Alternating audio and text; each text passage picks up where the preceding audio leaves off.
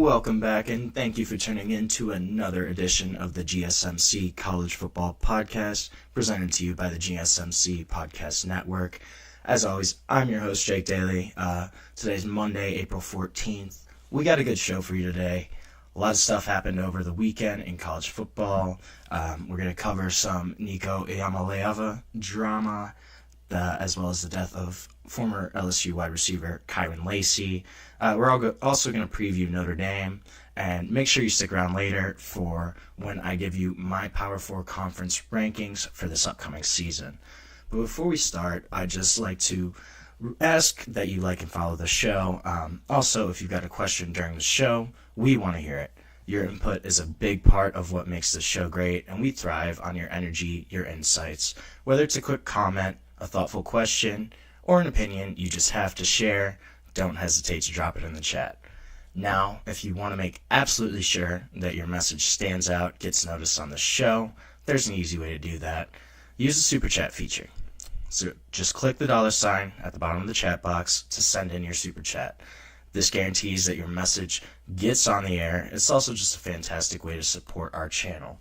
We rely on your support to keep bringing you the sports content that you love, and we appreciate every bit of it. So go ahead, let us know what you're thinking, hit that super chat button, and let's keep this show as interactive, as exciting as possible. And if you prefer, you can also go to gsmcsport.net to tip, donate, leave a comment or question there. We couldn't do what we do without your support, and we are so grateful to have you as a part of our community here at GSMC. So, let's talk a little bit about Nico Iamaleava. Obviously, this situation kind of played out at the end of last week. I touched on Friday. We didn't know really what was going on, if he was coming back to practice, what was happening there in Knoxville. So it did come out that Josh Heupel, Tennessee head coach, kind of commented on Nico's situation, said he would not be with the program going forward. He told the team this on Saturday after Nico's skipped practice, skipped meetings on Friday. He kind of said that no one guy is bigger than the team. His quote was, at the end of the day, no one is ever bigger than this program. And he kind of said, this program's been around for a long time. It'll be around for a long time after me, after Nico. So no one player is bigger than the Tennessee football program. This really stemmed from Nico wanted a pay raise, and he had an NIL deal that he signed while he was still in high school. Before his senior year, he committed to Tennessee. That was a 4-year deal for approximately $2 million a year. This was going to be the last year of that deal anyways. It was going to run through December 31st, 2025. So he was going to need a new deal at some point. But he was trying to renegotiate, get some more money. He was kind of following Carson Beck's number that he got at Miami, which was reportedly around $4 million per season for this next season for Carson Beck to play at Miami. So it kind of sounded like Nico wanted to get closer to that $4 million number. So he held out Friday. They have a team dinner with their quarterback's coach every Thursday night. Or not a team dinner, but a position meeting dinner. All the quarterbacks go to the quarterback coach's house. His wife cooks for them. They have a dinner every Thursday. Nico did not show up to that. So the quarterbacks in the room were kind of a little concerned, and then he did not show up on Friday either. They all kind of learned at the same time that Nico was not coming to practice. He was holding out, trying to get more money. And this is really going to impact Tennessee. They don't really have a lot of quarterback depth right now. They really only have redshirt freshman Jake Merklinger and true freshman George McIntyre. Those are their only two quarterbacks in the room right now. So not a lot of experience at Tennessee. They're going to have to scramble here, try to find a quarterback in the spring portal. This is going to be tough, though. There's probably not going to be a lot of guys that are starting options in the portal. There are a number of high-profile quarterback competitions across the country right now. Alabama, Ohio State, Notre Dame, Georgia, just to name a few. So it's possible that one of those guys that maybe they are leaning towards losing that competition right now, maybe they enter the portal, see if they can get a shot at Tennessee. But this is also going to kind of limit what Nico can do. So this is April. Most of your Division I programs, especially at these power conferences, they've kind of already established who's going to be at quarterback, or at least the contenders for their starting job. Most of these guys have brought in quarterbacks already to kind of compete. So it's going to be interesting to see where he ends up. Probably West Coast is going to be more likely. Nico is from California, so it's probably more realistic that maybe a school like UCLA, who doesn't really have an established starter, maybe they try to throw some money at Nico. And Tennessee really went to bat for Nico Iamaleava. I cannot pronounce that name for the life of me. It's really giving me issues right now. But they have gone to bat for him. There was a lawsuit where the NCAA was kind of going at Tennessee after his high school NIL deal, basically trying to say that, they couldn't sign NIL deals before they actually got to college. Tennessee went to bat. Nico was in very real danger of being ruled ineligible. They ponied up. They got all their lawyers, fought the NCAA on that, and were able to get him remaining eligibility. He was still able to play. This was something where Tennessee really stuck their necks out for Nico Iamaleava, and he kind of threw it back on them and is now transferring. You can't really blame the kid. He does want more money, and it makes sense for the going rate right now. The issue is that he really didn't play like a top 10, top 15 quarterback last year. He had flashes, moments of brilliance, but most of his touchdown passes last season were either in their warm-up games in the first couple weeks of the season, where they're playing some lower-level opponents, group of 5 guys, and then 4 of his touchdowns in SEC play came against Vanderbilt. That was kind of his really big SEC game. So he's shown the tools, he's shown the traits of why he was a 5-star, why he was so highly recruited, but he hasn't really shown the production, that level to get this kind of money that he wants. I think it's going to be kind of interesting to see if he actually does get that $4 million. From what I've seen, what I've read, it doesn't really seem like that's a reasonable number. It's probably going to be around $3 million for Nico. But honestly, his market value is probably less than that. He's probably pretty lucky to have the contract he did at Tennessee. But he's still going to try. He's still going to try and go somewhere else. And it doesn't seem like there's any reconciliation possible with Nico with Tennessee. Josh Heupel really kind of said, hey, you don't want to be here. You're not going to be here. I don't really see them. I don't really see a point where they kind of come back together and say, hey, we both kind of messed up. Nico's like, I didn't really want to leave here. This is kind of the best place I'm going to be in terms of weapons around me, resources, talent, ability to compete for a college football playoff spot. This is really probably his best situation that he can get in terms of just the guys around him, in terms of what this team can do.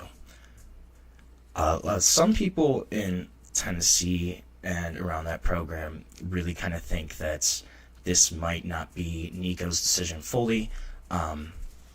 Reportedly, his family has a lot of influence there. Nick Iamaleava Sr., I don't know if they have the same middle name, but they have the same first name. His father, he's kind of really been a deciding factor in what Nico's done. Going back to high school, he kind of pushed that NIL deal with Tennessee, was the one that really set it up, got that in motion, and he was always around Tennessee's practices. He was very present there in the past, just attending pretty much every spring practice, attending every practice he could.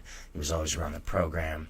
And we kind of knew that something was up when he didn't show up on Thursday. He didn't show up on Friday, obviously. And this is something that it might be more attributed to some outside external factors than we know of. Something similar kind of happened with Nico's younger brother, Madden, who is a 4-star quarterback prospect. He was a 2025 recruit. And he transferred 3 games into his season this past year out in California, I forget the original high school, he transferred to Long Beach Poly.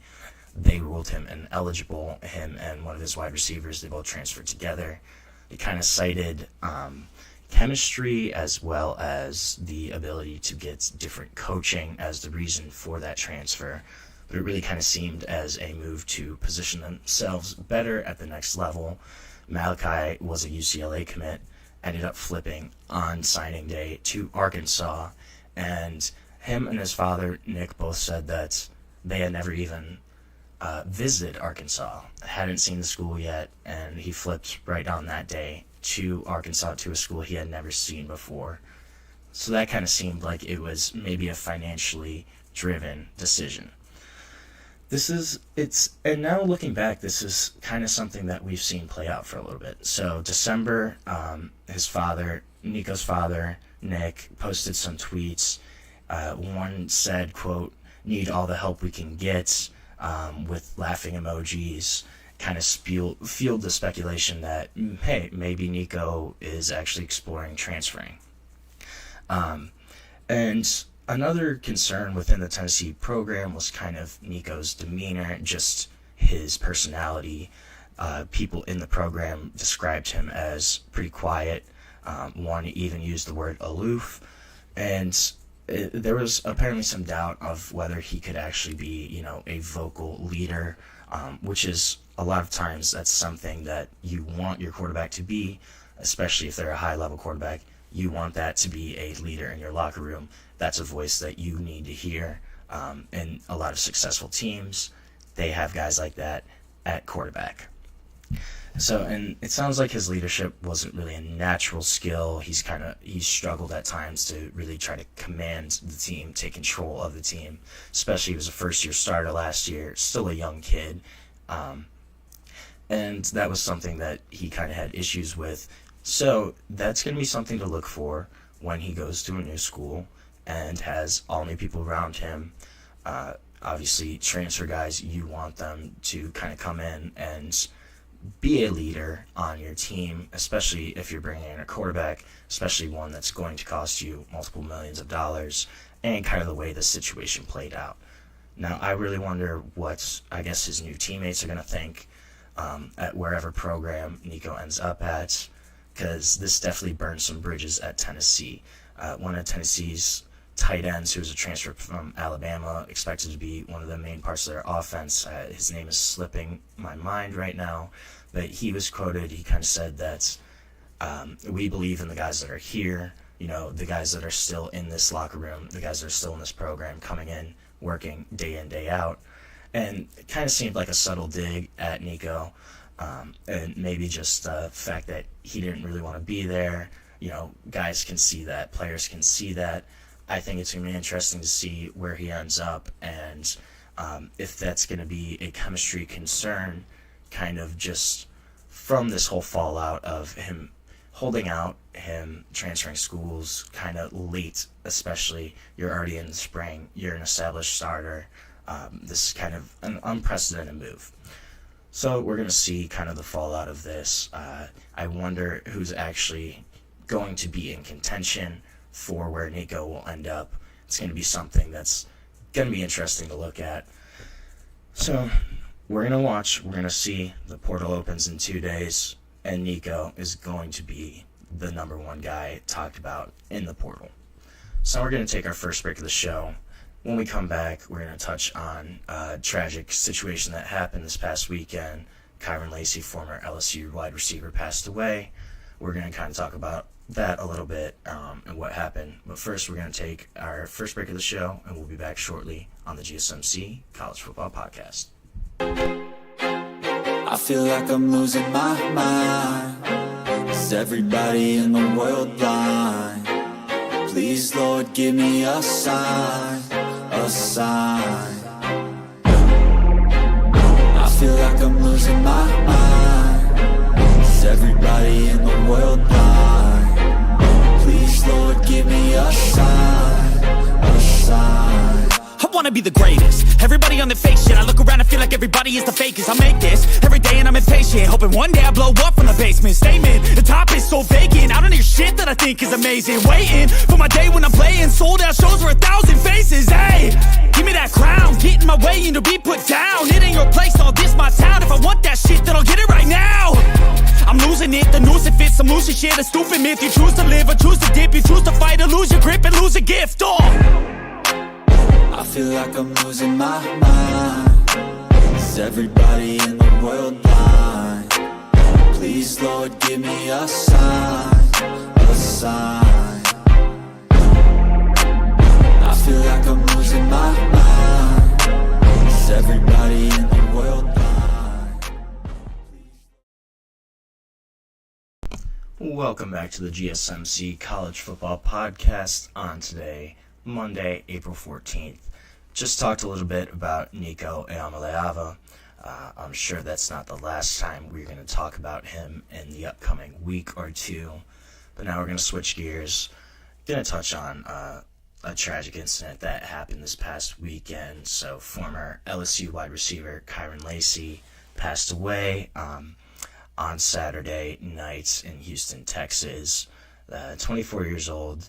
And this was kind of just really sad story. So he kind of been in trouble the past few months over an incident that happened in December of 2024. He was allegedly involved in a car crash, a hit and run in Louisiana, resulted in the death of 78-year-old Herman Hall. So allegedly he was traveling on the road and crossed over lanes. There was a car that kind of got over into the other lane and he hit him head on. Apparently he was recklessly passing multiple vehicles, high rate of speed. He was crossing over the center line, entering the other lane. As he was in the other lane passing a car that was coming towards him, a truck, they hit their brakes, and they swerved to the right to avoid a head-on collision. When they swerved, the car behind him hit Kyren Lacy. Kyren Lacy hit the car behind him, behind that truck, and there was a head-on collision. Kyren Lacy, he fled the scene and reportedly did not help at all. He said they stopped without rendering. He did not stop, did not render aid, call emergency services, report his involvement in the crash. So the passenger of that car that Kyren Lacy hit dead on was Herbert Hall, 78 years old. He did later pass away from his injuries sustained in the crash. So after this, police kind of investigated, learned that Kyren Lacy may have been involved, and so then he was charged with negligent homicide, felony hit and run, reckless operation of a vehicle. He then turned himself in the next month, in January of this year, January 12th, released on bail, and grand jury was actually scheduled to review his case today, April 14th, before this weekend. So then on Saturday night, police responded to a call from a female family member. She had reported that Kyren Lacy had discharged a firearm during an argument. He allegedly shot it into the ground. Police came to the scene. Kyren Lacy fled in the scene in his vehicle, led to a police pursuit, and so then he ended up crashing his car later on in the pursuit. And when police came to the vehicle to approach Kyren Lacy, they found him deceased with what appeared to be a self-inflicted gunshot wound. And this is really just a terrible story all around. You never want to see anything like this, especially with a kid as young as Kyren Lacy, only 24 years old. And this was a kid that really had an NFL future, an NFL career probably down the line. He was projected to be a day 2 pick, probably a second round, early third round pick, kind of before the whole hit and run case came out.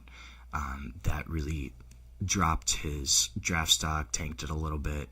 He was kind of on the question of whether he would actually be drafted or not, just because of, the investigation into the hit and run and the, his alleged involvement in that accident. That kind of really tanked his draft stock. But this was a kid that, really had a strong college career. He began his career at Louisiana Lafayette for the Raging Cajuns. He was a 3-star recruit from Louisiana, from Thibodaux, Louisiana. And he started his career, at Louisiana Lafayette before transferring to LSU 2022. He was at LSU the past 3 seasons, then really had some moments where he looked like he might be the next great LSU wide receiver coming into the 2024 season. Kyren Lacy was on a lot of watch lists for the Blitnikoff. It was kind of a receiver to watch in the country coming back. And he did have a really solid season last year. In 2024, he had 58 catches, 860 receiving yards, 9 touchdowns. Kind of showed what he could do on the gridiron. But obviously, unfortunately, we're not ever going to get a chance to see Kyren Lacy on an NFL field. Just a horrible situation all around. The hit and run, and then also just Kyren Lacy's own death is really sad. And this is something that, you unfortunately see from time to time in sports, in college athletics. And, it's something you never want to see. You don't want to see young people die. You don't want to see young people really struggle with what's going on in their lives. LSU issued a statement after Kyren Lacy's death, and they kind of just said that the quote was, "We're saddened to learn of the tragic passing of former LSU football student-athlete Kyren Lacy. Our thoughts and our prayers are with his family, with his loved ones, as well as his former teammates and coaches impacted by his passing." And Kyren Lacy's dad, Kenny, he put a message out on Facebook. It was really emotional. And he also just emphasized the importance of mental health discussions. He said that our lives have changed forever. This will never be okay, but God needed my baby more than he was needed here. And that's another big piece of this is just the mental health aspects. It seems like Kyren Lacy might have had some mental issues before kind of all of this legal issues, everything that has come to light just with the hit and run and some of the other issues that he's gone through. It really seemed like Kyren Lacy might have been struggling, and people didn't really realize. And that's a thing you see a lot of times in college athletics, just the grind of trying to balance your school life and your athletic life, especially with a guy like Kyren Lacy who's trying to get to the next level, trying to, progress his career and become an NFL football player. The mental stress, the mental aspects of college athletics is not easy, especially when you're playing a sport as tough as, you have to go all in to play college football, especially play SEC football. That's a full-time job, basically, as well as trying to go to school, trying to balance your social life, your personal life. There's a lot for a young kid to kind of try to balance all at once. And unfortunately, Kyren Lacy just wasn't able to, break past those struggles, and he's gone too soon. We hate seeing this kind of stuff. It's really tough to see, but hopefully, these kind of instances can spur discussion on mental health resources for college athletes, and just some of the struggles, the stress that they go through on a day-to-day basis. So we're going to take our next break of the show. When we come back, we're going to switch topics a little bit, make it a little lighter, and we are going to preview the Notre Dame Fighting Irish, their upcoming season, and kind of some of the guys that are returning, people to look at, and just kind of what their season might look like this year. So we're going to take our second break of the show, and we will be back shortly on the GSMC College Football Podcast. Looking for your daily fix of sports talk without having to pay for it? GSMC Sports Network is available on YouTube. Just search GSMC Sports Network. Get your fix of daily sports talk shows on YouTube, absolutely free. NFL, college football, NBA, MLB, MMA, UFC, fantasy football, and so much more.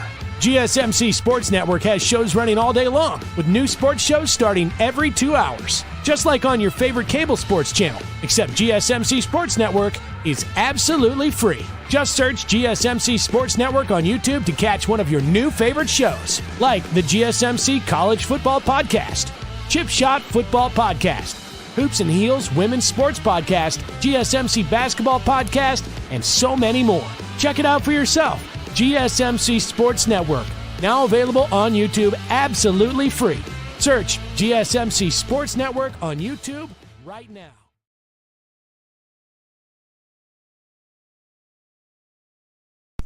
Welcome back to the GSMC College Football Podcast. Just talked a little bit about former LSU wide receiver Kyren Lacy. We're going to talk next about Notre Dame. Make sure you stick around, though, for the end of the show. I'm going to rank power conferences, who I think is the best power conference right now, and we're going to rank them 1 to 4. But for right now, we are going to get into a little bit of Notre Dame football. Notre Dame obviously coming off a great season where they had a run to the national championship, really on the strength of transfer quarterback Riley Leonard, the strong run game, really solid defense this past year. And Notre Dame's going to look to build on that. Head coach Marcus Freeman, another year in control, and he's really starting to get comfortable as a head coach. You kind of see the growth as a head coach just from his first season at Notre Dame, even to last year. During the playoff, kind of seeing the growth as a head coach and just making those on-field decisions in critical moments. I think he's a guy that can continue growing as a head coach, probably be an even more elite head coach. I think he's top 10 head coach right now. But I think that's a guy that can grow even more. So for Notre Dame right now, the opening month or so of the season is going to be huge. It's really critical for the Irish. They open up their season August 31st playing at Miami, in Miami at the Hard Rock Stadium. That's going to be a tough game for them. Week 1, having to play Carson Beck and what is hopefully a better Miami team. Obviously, they had a good year last year, kind of faltered at the end of the year. They also had a lot of games where they probably should have lost. The Virginia Tech game comes to mind. They kind of got bailed out at the end. Cal was a really close game where they were kind of getting dominated for 3 quarters, essentially. Really did not look great in that game either. But so Miami is going to be a really tough one, week 1. So then they have Texas A&M coming to Notre Dame September 13th. And then 2 weeks after that, they have to go play at Arkansas at Fayetteville in a game that's really going to be tougher than people think. Fayetteville is a hard place to play, and that's a potential trap for Notre Dame. And then the weekend after that, October 4th, they are back at home, but they play Boise State. Boise State obviously will lose Ashton Jeanty this year, but this is still going to be a really solid Boise team. They return Maddox Madsen at quarterback. They have experience, made a college football playoff run this past season, so that's going to be a tough game. That kind of reminds me of 2021 Cincinnati, where Cincinnati played at Notre Dame, and they had a really strong team that year. It was kind of a team that was under the radar. Cincinnati ended up winning at Notre Dame. That's a game I think would be really tough. And we're going to learn a lot from Notre Dame in that first month of the season. I think they probably beat Miami. I think Texas A&M is going to be a really tough game at home, especially after last season. Notre Dame going into Kyle Field, beating Texas A&M at home in the opener. That was a really strong win for the Irish, kind of propelled them to the college football playoff. And Texas A&M is going to be looking for revenge. They're going to come back. They're going to want to avenge that loss against Notre Dame last year and beat them on their home field this time. So the blue and gold game, their spring game, was on Saturday, And really, this was kind of a big showcase for the quarterbacks and what's going to happen, who's going to be their starter at Notre Dame. It's a big question mark for the Irish right now. You still have Stephen Jelly, CJ Carr, and Kenny Minchey are all still in the competition. Marcus Freeman hasn't really said who's in the lead right now. He's kind of had the same rhetoric around it for pretty much the entire spring of just kind of, hey, all these guys have been really good. So I just want to go over some of the stats from Saturday. Obviously, spring game stats aren't the greatest indicator, but it does kind of show us how these guys have been progressing throughout the spring and maybe who kind of shows the most. So Stephen Jelly, he was pretty clinical, not overly impressive with his throws, but steady and kind of what you've seen from him when he had to come in against Penn State. Some of the other times he's got actual playing time. Stephen Jelly's kind of been a steady presence at quarterback. 8 for 11, 108 yards, threw one touchdown to freshman Scrap Richardson. Didn't have an interception. He was credited for one rush for -8 yards. Rushing yards in the spring game kind of underrepresented. Quarterbacks couldn't be tackled, so once they take off, it's not really live at that point. But so the rushing yards are kind of not a fair stat in this perspective. Kenny Minchey, he wasn't as accurate, only 6 for 14 passing, 106 yards, no passing touchdowns, no interceptions. He really showcased his dual threat ability. Was credited with 1 yard rushing on 6 carries, but those couple of carries, there were probably a few in there where he could have taken off for 15, 20 yards if it was a real game. Really showcased his ability to kind of take off, scramble, and use his legs to extend plays. He did have a 4-yard scoring touchdown. It was kind of fun. He did a flip in the end zone. He did a backflip, celebrating that. Not something you really want to see out of your quarterback, but still a fun little highlight, still a fun little reel to look at. And then you had CJ Carr. CJ Carr was probably the most impressive of the quarterbacks. Threw the most passes, was 14 and 19, 170 yards. He had 2 touchdowns, one to freshman Elijah Burris, Plaxico's son, one to sophomore walk-on Xavier Southall. But he did have 1 interception. Was not a great decision on his part. Kind of showcased his youth there. Highlighted that there is still growth for CJ Carr to be had in his decision making, and just his youth overall hasn't got a lot of playing time. But he probably had the most high-level throws of all the quarterbacks. He was the most impressive. There were 4 or 5 passes where he really dropped it in on a dime, showcasing his arm, throwing the ball downfield. He probably made the most high-level throws of any of the 3 quarterbacks. Probably going to be the guy that most Notre Dame fans are thinking that's going to be the starter eventually. I think even if CJ Carr isn't the starter week 1, probably by week 4 or 5, you are going to start hearing calls for CJ Carr to start, especially if, say, Stephen Jelly starts and he struggles against Miami and Texas A&M. That's going to be a time when these people, the fans, maybe even players, are going to clamor for CJ Carr to start. He's kind of been the heir apparent at Notre Dame for the past 2 or 3 years. Notre Dame fans have known who CJ Carr was probably since his junior year of high school, maybe even earlier. This is a guy that Notre Dame fans really want to see play. And obviously the quarterback battle is still going to be the big talking point of Notre Dame throughout the spring. Another thing to look at here, Chris Ash is going to be the new defensive coordinator. Al Golden left to take over as defensive coordinator for the Cincinnati Bengals in the NFL.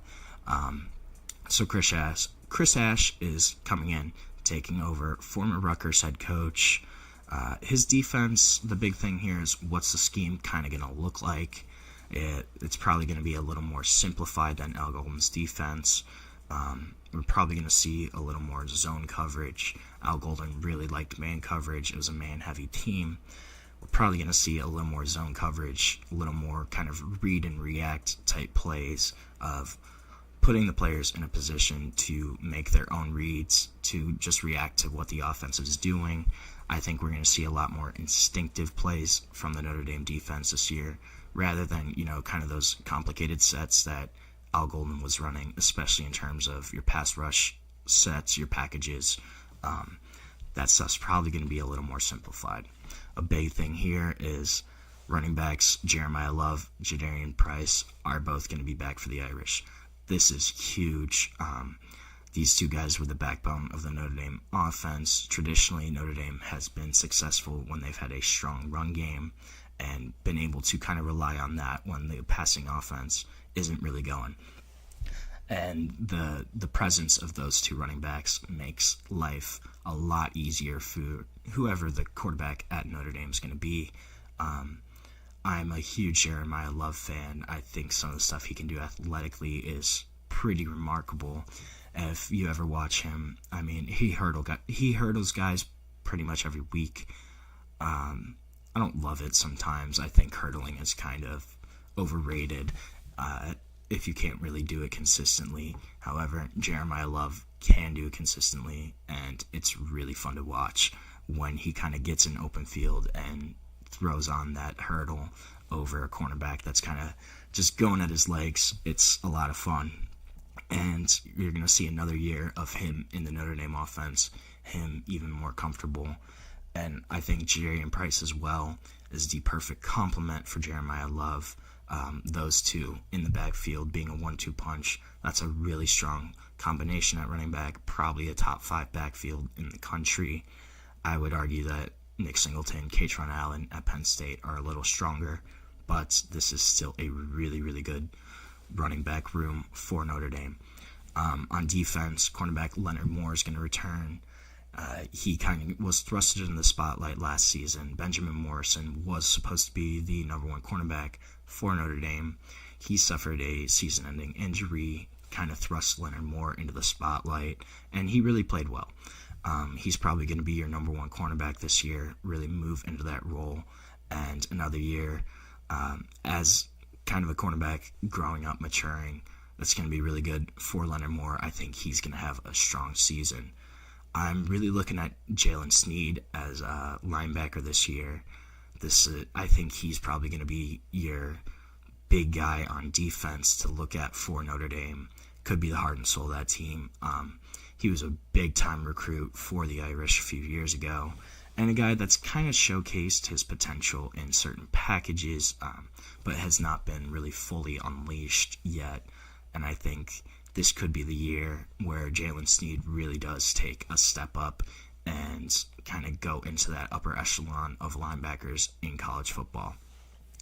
Wide receiver has been kind of depleted this season, this spring for the Irish. Jordan Faison's been out. Obviously, he plays lacrosse, so he's been out all spring due to his commitments with the lacrosse team. Jaden Greathouse, Malachi Fields, they've both kind of been dealing with injuries throughout the spring, but their return is going to be something to really look at here. I'm also kind of looking at the offensive line, how that's going to play out. There's a ton of talent. It's more of where these guys are actually going to fit on the field. They've had a lot of shuffling of their offensive line over the past year or so, just due to injuries and different guys kind of emerging. Charles Jagusa is going to be kind of the big one that's coming back. He could bump back outside to tackle. It's also possible that he does stay inside at guard where he ended up last season. But it's also very possible that he does bump out to right tackle, play tackle for the Irish. And then, Anthony Knapp, who as a freshman, he kind of emerged last year as a really solid starting option, as a really solid tackle option for the Irish. He's probably going to keep one of those tackle spots, but he also could move inside to make way for rising sophomore Gary Lambert, who Gary Lambert was their highest ranked offensive line recruit of 2024. Kind of struggled last season with injuries, just getting up to speed, but He's coming into his sophomore year, expected to be a guy that could really contribute to the Notre Dame offensive line. A big question I have with the Irish is who's going to step up to replace Jack Kaiser. Jack Kaiser was pretty much the heart and soul of this Notre Dame defense last year. It's kind of been a trend for Notre Dame, as you really have one guy, normally at linebacker, that's kind of your emotional leader, your heart and soul guy. It was Drew Tranquil at times, Manti Te'o if you're really going back. And then it's been Jack Kaiser the past few years, where that's the guy that, your Notre Dame defense really leans on. You saw his press conference after the national championship where you could just tell how much Notre Dame and the guys in that locker room meant to him. I wonder who's going to step up, who's going to fill that emotional role. Is it going to be Jalen Sneed? Another guy I'm looking at is Drake Bowen. That's another linebacker, but he's a guy that I think could step up, kind of step into that role for the Irish this season. Defensive tackle depth is also a little bit of a concern right now for Notre Dame. Harold Cross III and Riley Mills are both gone. They're both out of eligibility, and those were two guys that Marcus Freeman had his entire tenure as a head coach. Those positions were kind of solidified with those two guys, but now they're both gone. And how are they going to replace him? That's really going to be a big thing to look at here for Notre Dame. Another big thing on the defense, I think, is the loss of Xavier Watts at safety. Xavier Watts has been really highly productive for Notre Dame the past few seasons, had a ton of interceptions over the past couple years, really been a strong ball-hawking safety for them. Who's going to step up at the back of that secondary and kind of take over that role, step up as an enforcer, as a patroller of the deep areas of the field? I think that's going to be really interesting to look at.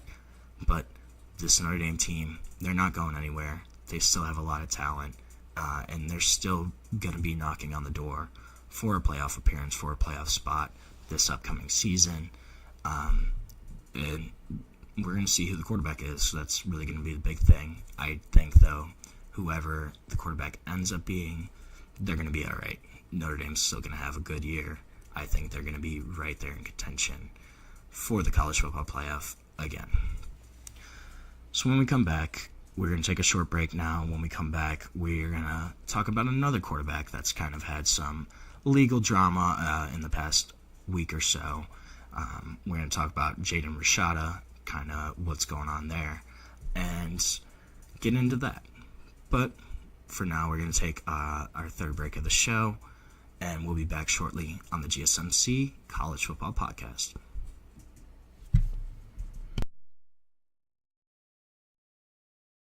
For the best and latest podcasts available anywhere, go to the podcast app on your cell phone and type in GSMC to access free content-rich podcasts on health and wellness, book reviews, sports, entertainment, relationships, social media, movies, technology, finance, and even weird news. Subscribe and download the GSMC Podcast Network's family of shows, available everywhere podcasts are found.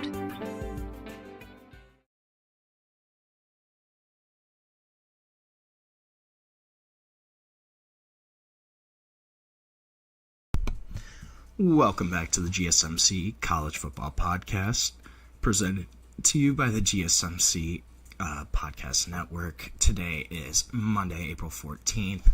Just touched a little bit about Notre Dame, what I think their season might look like.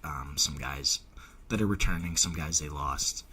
We're going to switch gears, though, now. We're going to talk a little bit about quarterback Jaden Rashada and kind of what's going on with him. So, a little background. Jaden Rashada, 2023, was a top quarterback prospect in the country, 5-star, high 4-star, kind of consensus top 5 quarterback, though, across the country, across recruiting channels. And so he originally committed to Florida. Florida had promised him an NIL deal that was reportedly around $14 million, just under 13.8 and some change. And they had promised this he was originally committed to Miami before kind of Florida came up with this NIL offer. And so Florida offered him this deal. He flipped to Florida, actually signed his NIL, his letter of intent to Florida, and then came out that Florida apparently did not have the money, did not have the funds for this NIL deal, and so Jaden Rashada was able to get out of that letter and switched his commitment to Arizona State then after this deal kind of fell apart. So what happened then, Jaden Rashada sued Florida head coach Billy Napier, one of their big boosters, Hugh Hathcock, as well as a former staffer, alleging fraud, conspiracy from this NIL contract that reportedly influenced his decision to commit to Florida over other programs. So purportedly this NIL agreement was brokered by Hathcock through the Gator Collective, through the Gator Guard, which are both, there's two NIL entities kind of tied to Florida boosters. The lawsuit claims that despite assurances, including a promised $1 million payment upon signing, almost like a signing bonus, the financial commitments were not honored. Rashada alleged that he only received $150,000 of that contract, and that was used to settle obligations with Miami's booster after he decommitted there and had signed an NIL deal with a Miami collective.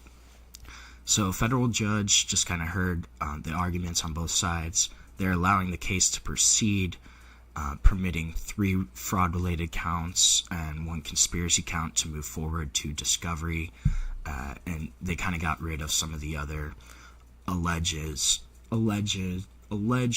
arguments, I guess, by the Rashada camp and kind of what he was saying in his lawsuit.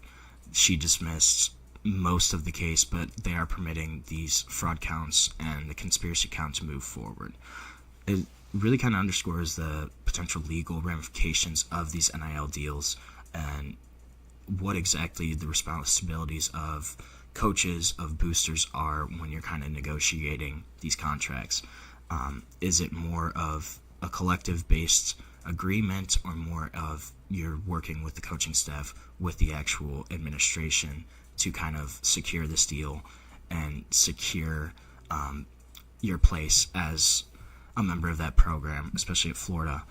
So 3 counts were dismissed, 2 of them related to contract interference and whether Napier or anyone else could be held accountable for him canceling his contract with Miami.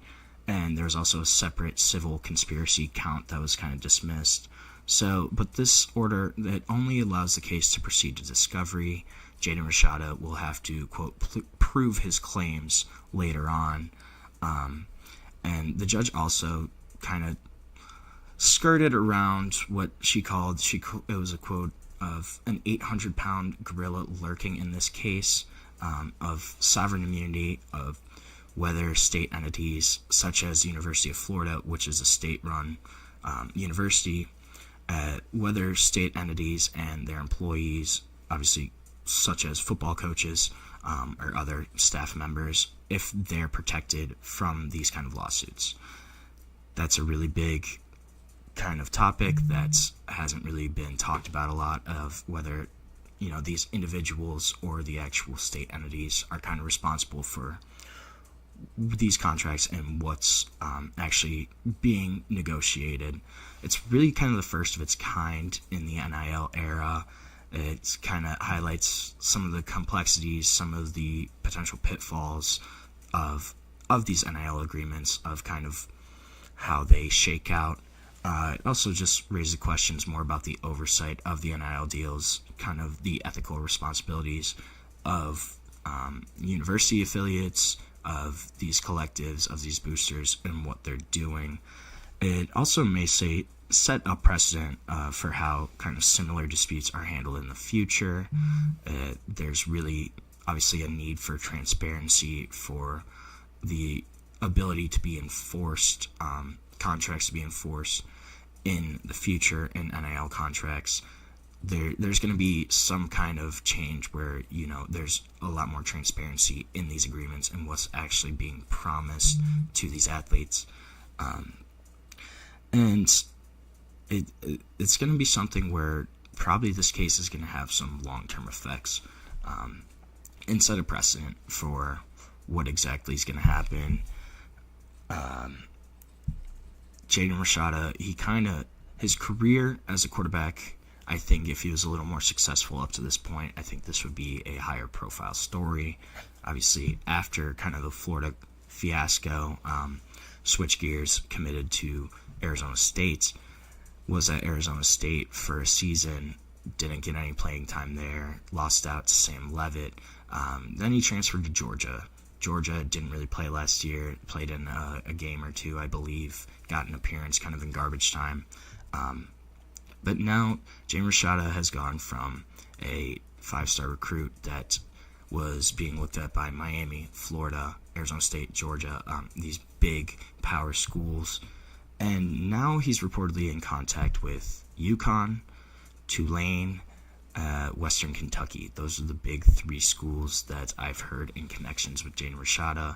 Just kind of showcases how far, your pedigree can fall as a recruit, as a player. Just 2 years ago, he was one of the most sought-after quarterbacks in the country. Now he's being looked at by a group of 5 programs that, obviously Tulane, Western Kentucky, they've had some success in the past few years recently, but it's not on the same level of a Georgia, of an Arizona State, of a Miami, of a Florida. I wonder if any of the schools that are interested in him right now, if kind of this NIL lawsuit has had any factor, any role in if a program is going to go after Jaden Rashada. He's still not signed right now. I believe he's still technically at Georgia. He obviously was in the portal, but he doesn't really have a clear path as an NCAA quarterback. The TJ Finley at Tulane potentially opened the door for him to go there and potentially be the quarterback there. But again, that's not set in stone. I'm not really sure where he's going to end up. This is a guy that really had a lot going for him coming into college, and it's kind of all gone by the wayside, just in terms of playing time, in terms of off-the-field stuff. And what's going to happen with Jaden Rashada is going to be really interesting. I think we're going to find out soon where he ends up, what program he's going to go to, but it clearly won't be on the same kind of caliber program as where he was before. So we're going to take our last break of the show now, and when we come back, we are going to rank the Power 4 conferences. These are going to be my rankings, what I think personally about the 4 power conferences. But we're going to take a short break. We're going to come back. We're going to talk about the power conferences on the GSMC College Football Podcast.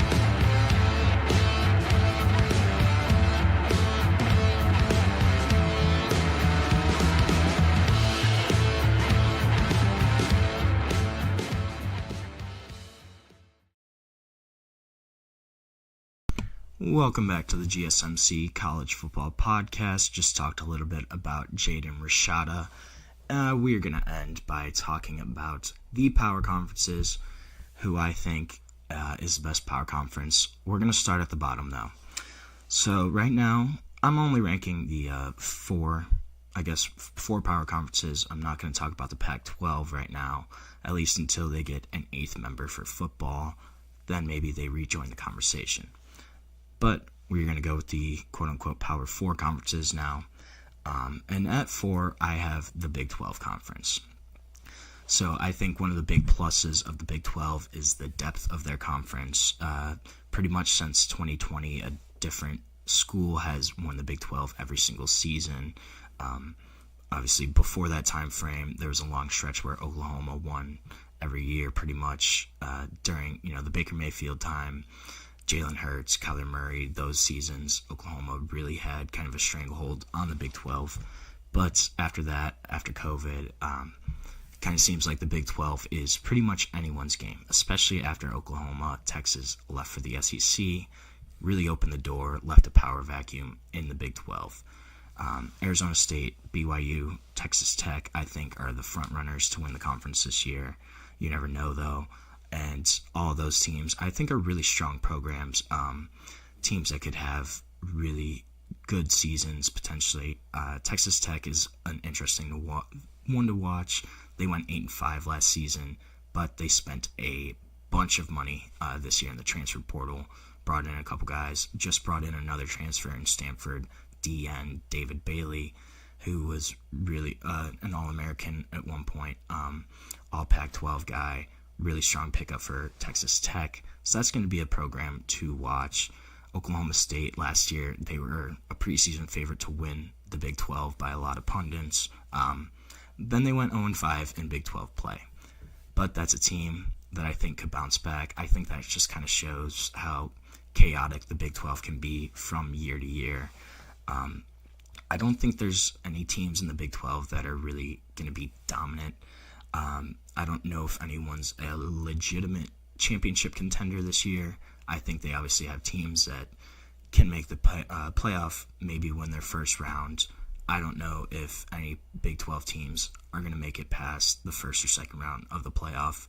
I just don't know if they're talented enough top to bottom to compete with some of the heavyweights right now in college football. It's still kind of a question mark of who falls off this year. I think the bottom half of the league, Cincy, UCF, they're still kind of adjusting to the Big 12. I think they could struggle again. UCF, especially after losing Gus Malzahn to Florida State, that's going to be a program that may have a tough year. I think Colorado is going to be kind of a fun team to see their retooling. Obviously, losing Shedeur Sanders, losing Travis Hunter, those are going to be some big losses for them. They did bring in Caden Salter from Liberty, as well as 5-star Juju Lewis at quarterback. So that's going to be an interesting team to watch. I don't think, though, that there's a ton of star power in the Big 12, which is one of the big reasons that I rank them 4th. I think the ACC is 3rd. ACC and Big 12, it was kind of a toss-up for me. But I think the ACC, one of the big things, they have more overall star power than the Big 12, more household names. I think they probably have about the same amount of depth in terms of teams that can have really good seasons. But I think there's a couple more, and I think the quality of those teams are a little better. You have Clemson, Miami, who are probably still going to be pretty good again this season. Georgia Tech, I think they're going to have a good year. Then teams like Louisville, Syracuse, Duke, Boston College. Duke had 9 wins last season. Louisville was ranked for a long time. Syracuse had 10 wins.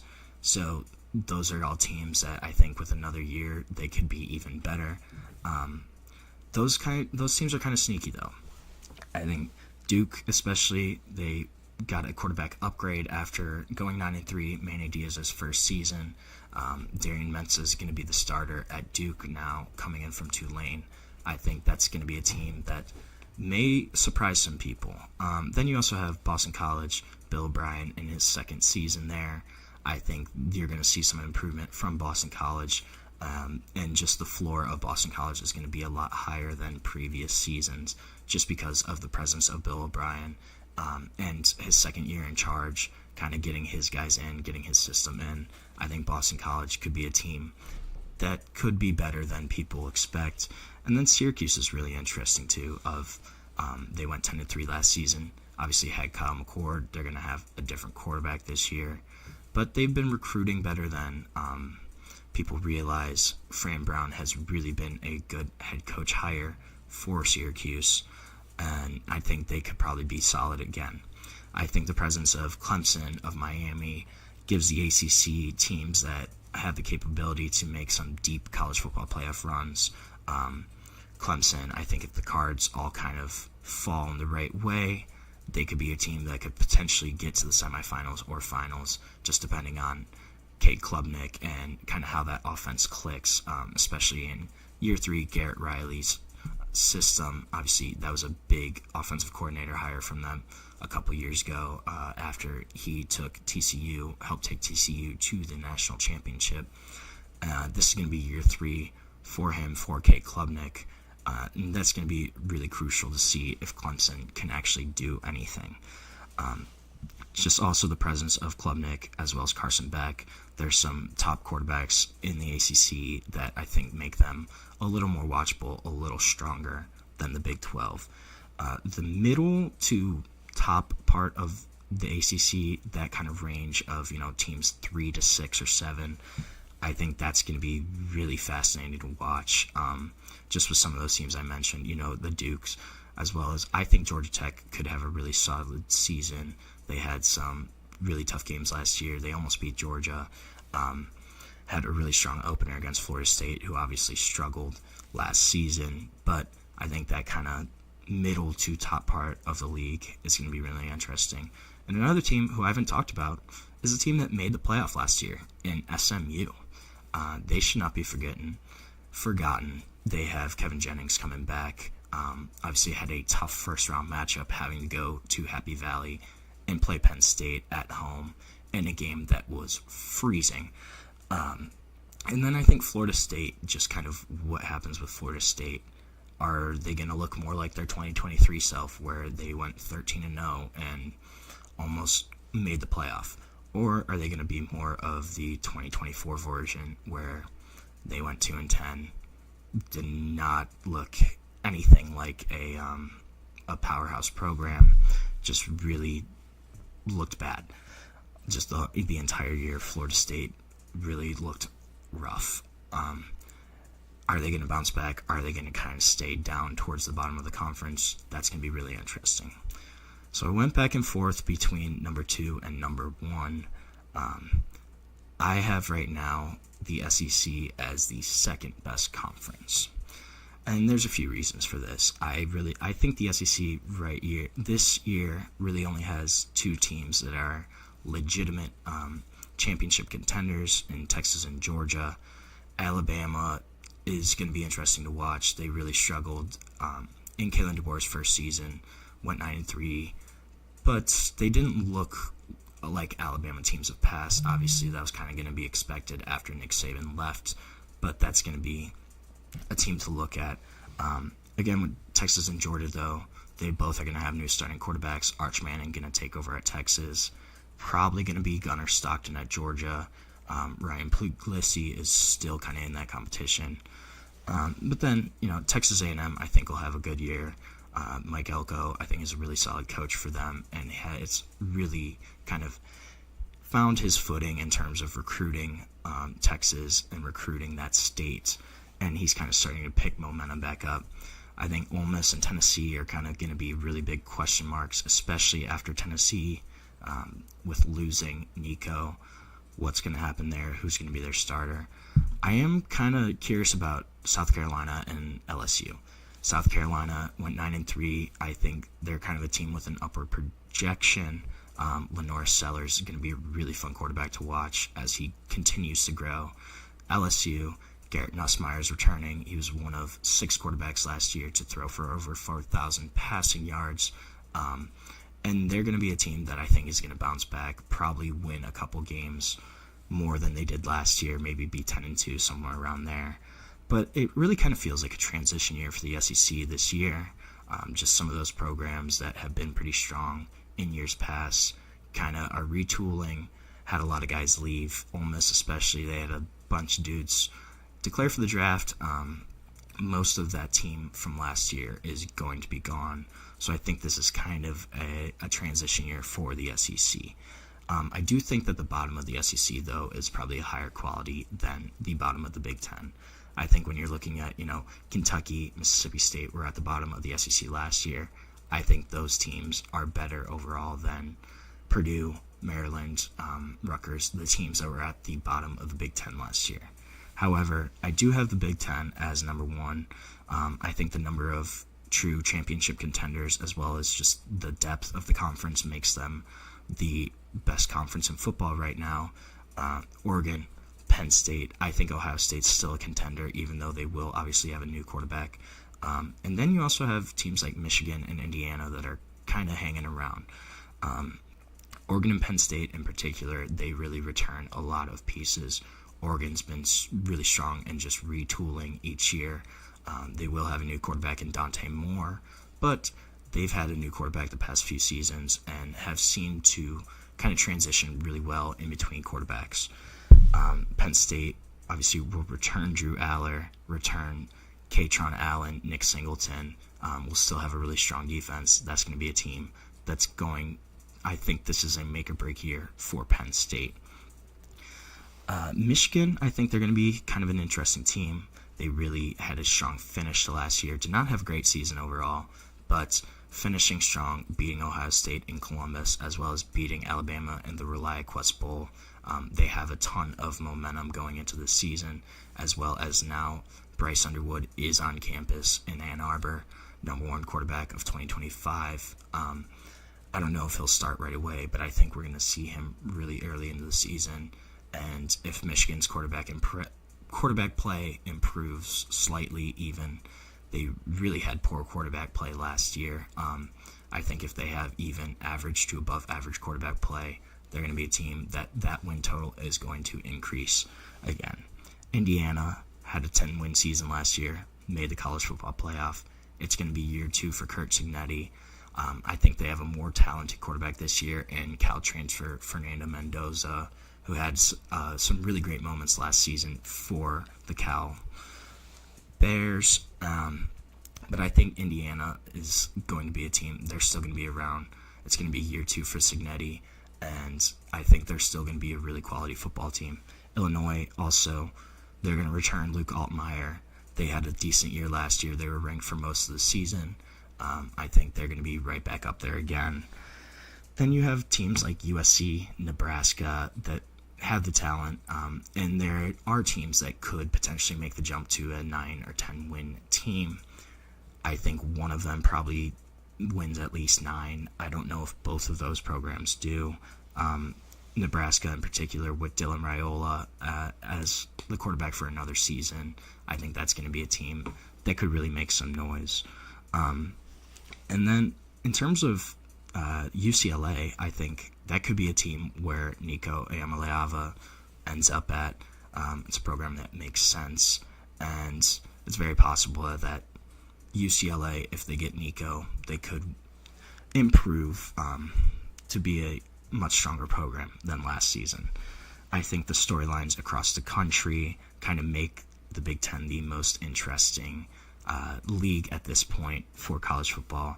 And this is going to be the league their games are going to change the national landscape, going to change what happens week in, week out with the college football playoff rankings.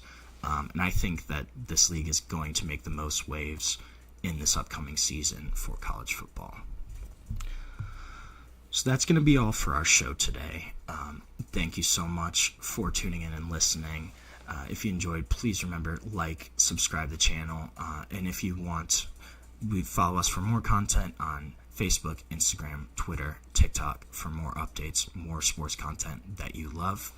Thank you so much, and have a great day.